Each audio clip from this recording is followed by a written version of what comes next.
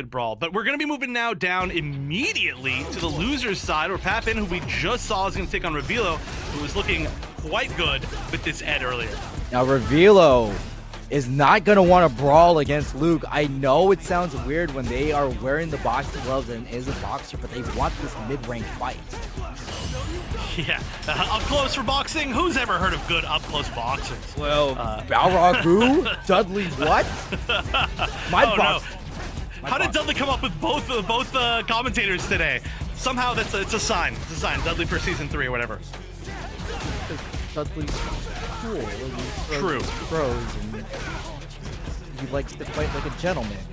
But there was nothing gentlemanly after that neutral jump from Papin. Papin getting the early damage against Revilo.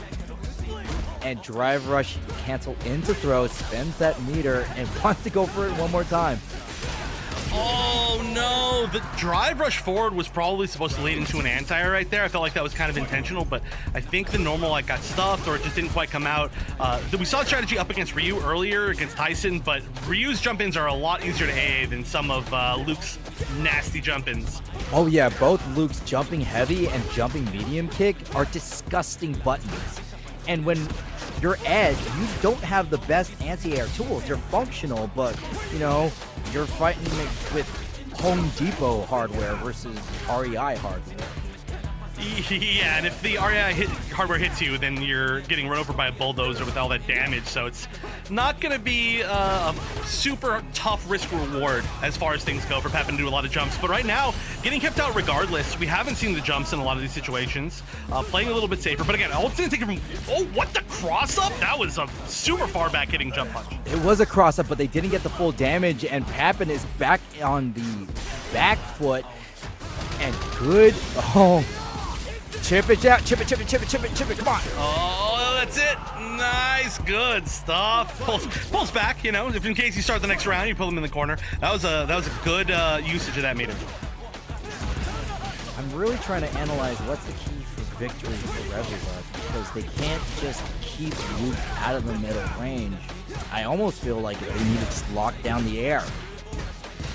Yeah, which is, like we mentioned, that's going to be pretty tough just with your tools and with Luke's tools, which are not super fancy tools, but they're hammers, you know, you drive them at something and they work exactly like that. Jump heavy punch, another amazing jump in, like the third of the ones you were talking about.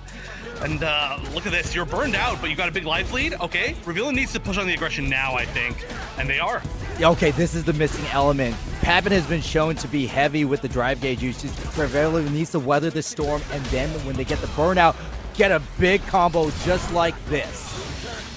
And that should be more than enough. Just going for something simple right there. Spending the 1 bar off of just single normal. Well, I should say charged punch. It's a single normal to that, but very nice. Revilo is going to be taking that first one. And this was looking like they really started to make some strong adaptations, because they were getting jumped, or not jumped in necessarily a lot, but they were getting bullied a lot. Now they're kind of doing the bullying. This is just like when Muhammad Ali fought George Foreman. Revilo with the rope-a-dope strategy made Papin punch themselves out and scored the victory when they were tired. That was a cool little strategy that we just saw. We saw the charged punch, like, on top of them as they were in Oki. I don't know, that whole thing was really weird and went backwards and it got out of grab range, but right now Revilo is just doing so much bullying, so much damage in this corner. Didn't want to try for that AA, but it's not going to matter. They have the drive gauge to continue that pressure. Quick first round of game number 2.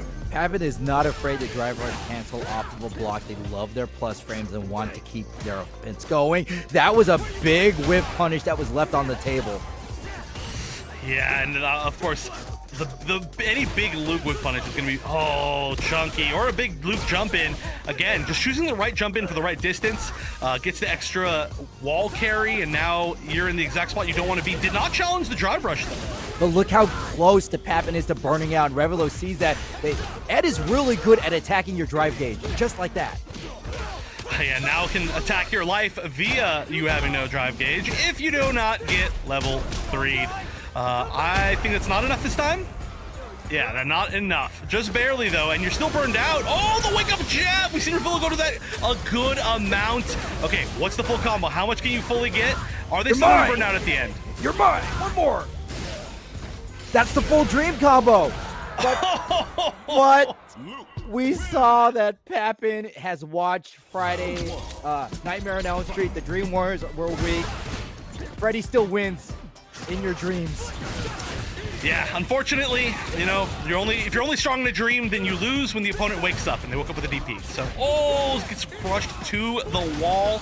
I like this. Honestly, Revilo was playing super defensively earlier against Tyson with the Ryu, but now that this Luke is their opponent, when they play offensively, they're getting in a lot of mileage. They're holding this corner really well, and look at this. They have a huge lead. Not to mention the drive gauge is going to favor Revilo, because when Luke is burnt out, they can't really hold their own as well as Ed can.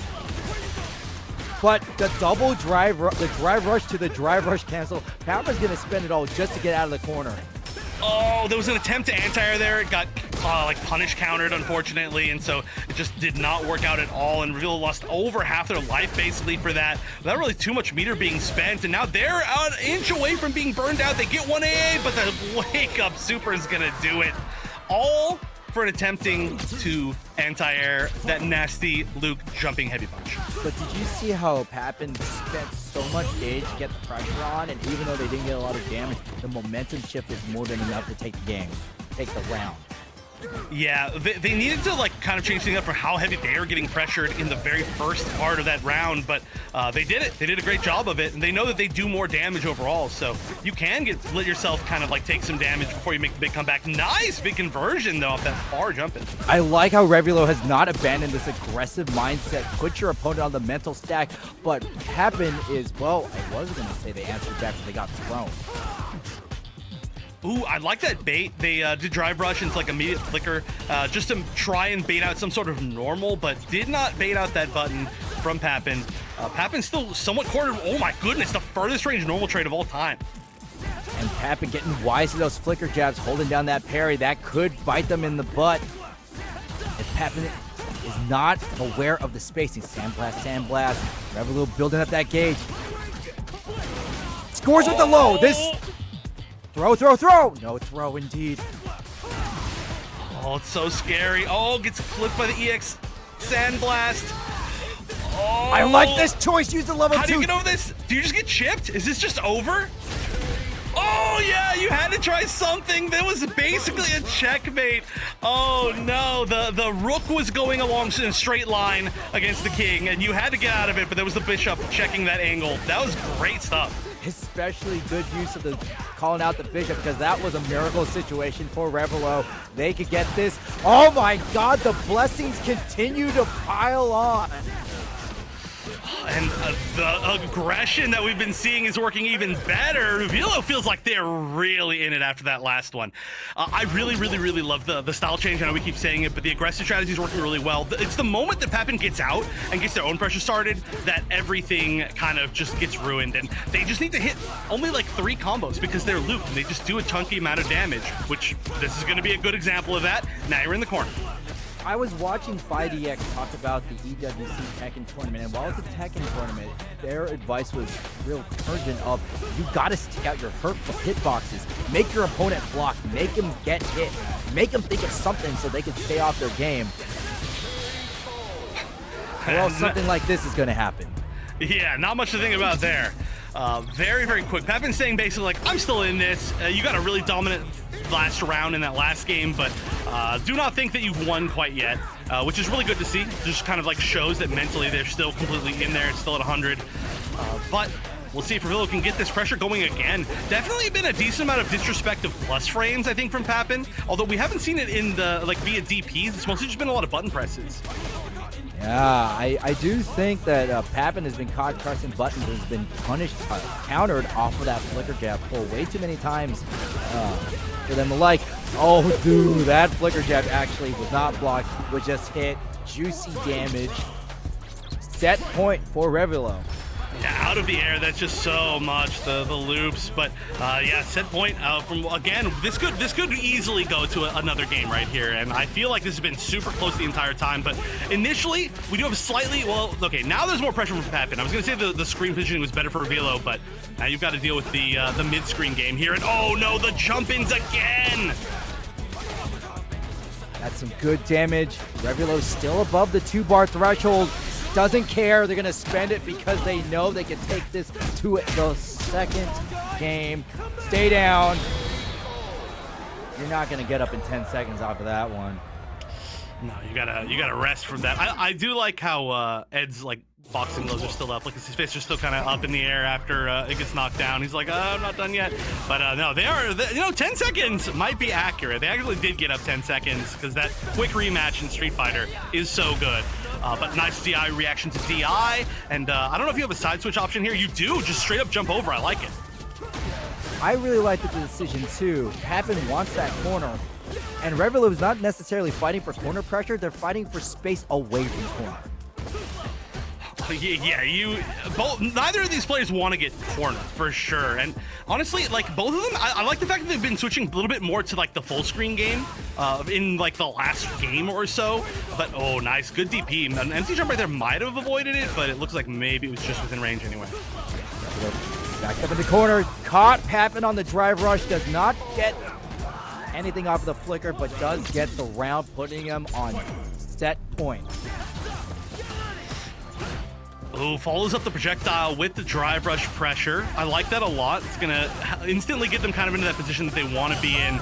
And they're gonna get a connection, but nice. Okay, wanted to just take the corner. That's all they wanted out of that situation. It's exactly what they got. And now this is Papin's time. Yeah, Papin's gonna really pressure, and not to mention Papin is, a little liberal with their drive gauge, and that's not gonna matter because Revilo with the level 2. You're mine. Oh no, he's right there. Misses the finish, but still has Papin in the corner. You better watch out for those jump-ins, Revilo. Oh, but this time the drive impact finds the mark. No level 1. Oh, jumps over. Oh, no! The reaction off of the DI because there's multiple hits off of that charge punch. That is not going to be enough. Super, super good reaction. There's just about to be 2 bars on Revilo's side, but they are 1 grab away from death. Oh, and they tried to tech. We're going to a final round of the set. Well, they were 1 grab away from death. It was just their grab that led to their death. Exactly. I didn't say whose grab. Oh, no. Immediately in the corner. This is a scary spot and already at half life, but wake up, EXDP. We just do it. You got to do it sometime. But look how close Revilo is to a level 3. The super gauge is favorable to Revilo. Papin going to get some much needed spacing off of that sandblast. Yeah, almost land on the projectile. That could have been really bad, but yeah, like you mentioned, 1 good conversion here could change everything. Ooh, especially now. I feel like that just kind of put them barely into that life range. You do not want to get hit. You do not want to let any single bit through. We're getting close to a level 2 potential conversion, though. Oh, from Papin, I like that jump back. Don't even deal with that. Do not deal with any sort of bait, but oh no, that maybe could build the second bar. It will. Oh, can they get the full conversion into it? It should hit, and is that enough? I think it's enough. You don't need a guess. You are correct. Turn in your test right now, Wonder Chef. You passed with flying colors.